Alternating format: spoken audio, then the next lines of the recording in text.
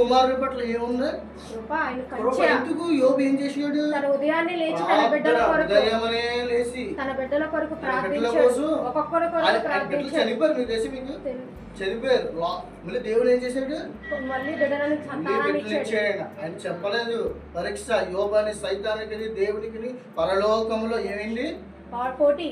మాట నా కుమారుడా లేదు నా సైతాన్ బిడ్డ లేదు నీ బిడ్డ అని పోటీ. పరలోకములు ఇద్దరు దేవుడు అంటాడు. ఈ సాతాను ఎక్కడ ఉంటాడు చూడండి, మన పక్కనే ఉంటాడు. ఒకసారి యోబు గ్రంథం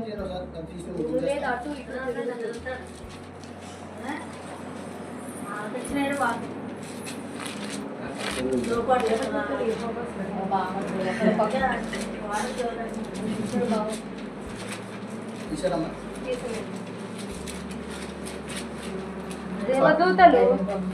దేవదూతలు యెహోవా సన్నిధిని నిలుచుటకు వచ్చిన మరి ఒక దినము తటస్థింపగా వారితో కూడా అపవాది యెహోవా సన్నిధిని నిలుచుటకై వచ్చెను. యెహోవా నీవు ఎక్కడ నుండి వచ్చితివని వారిని అడగగా అపవాది భూమిలో అటు ఇటు తిరుగులాడుచు భూమిలో అటు ఇటు తిరుగులాడుచు. పరలోకములంట దేవుడు ఎక్కడ ఉంటాడండి?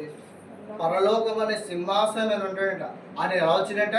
సైతాను నువ్వు ఎలా వచ్చావని అడిగితే నేను అటు ఇటు పాతాళం నుంచి అటు ఇటు తిరిగి వచ్చాడంట. పరలోకం నుంచి అటు ఇటు తిరిగి మన మధ్యన రాడండి. ఈరోజు మన పక్కన ఉంటాడు. మనం ఏం చేయాలా? ప్రార్థన అనే కంచె మనం వేసుకోకపోతే మనం ఏమవుతుందంటే సైతాన్ మార్గంలో పడిపోతాం. ప్రార్థన అనే కంచె మనం వేసుకోకపోతే ఏమవుతుంది? ఆయన మార్గం తొలగించి ఎక్కడికో మనం వెళ్ళిపోతాం. దేవుని సన్నిధికి నిర్లక్ష్యం చేసావా? దేవుని ప్రార్థన నిర్లక్ష్యం చేసావా? మన జీవితంలో బాగుపడవాలి.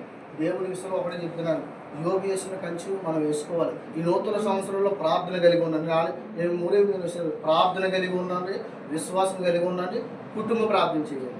ఈ మూడు కలిగి మనం ఉన్నామంటే మనం అభివృద్ధి చెందుతాం.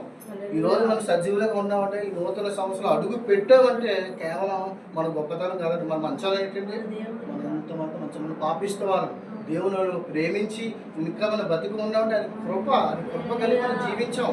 కనుక ఈ నూతన సంవత్సరం ప్రార్థన చేయండి, కుటుంబ ప్రార్థన చేయండి, సంఘం కోసం ప్రార్థన చేయండి, సమాజం కోసం ప్రార్థన చేయండి, మనకిచ్చిన నాయకుల కోసం ప్రార్థన చేయండి. దేవుడు చెప్పాడు నాయకుల కోసం అధికారుల కోసం ప్రార్థించమన్నాడు. మరి ఇప్పుడు మన కోసమే ప్రార్థన చేస్తుంది. ప్రభు నాకు అది కావాలి, ప్రభు నాకు ఇది కావాలి ప్రభా. ఎందుకండి దేవుడు కూడా ఇప్పుడు మనకున్న దేవుడు సమాజం చూస్తున్నాడు. ఈ ప్రపంచంలో అంటే ఎంతమంది ఉన్నారు చూసండి? 750 కోట్ల ప్రజలు ఉన్నారు. ఆయన నీ అరచేతిలో చెక్కుకుని ఉన్నాడు. ఎలా చూస్తుంది ప్రపంచంలో నువ్వు ఎవ్వరే కానీ నా అరచేతులు నేను చూస్తున్నాను అన్నాడు. చెక్కుకుని ఉన్నాడు. నీకు తెలీదా? నేను పుట్టించిన దేవుడు నీకు తెలీదా?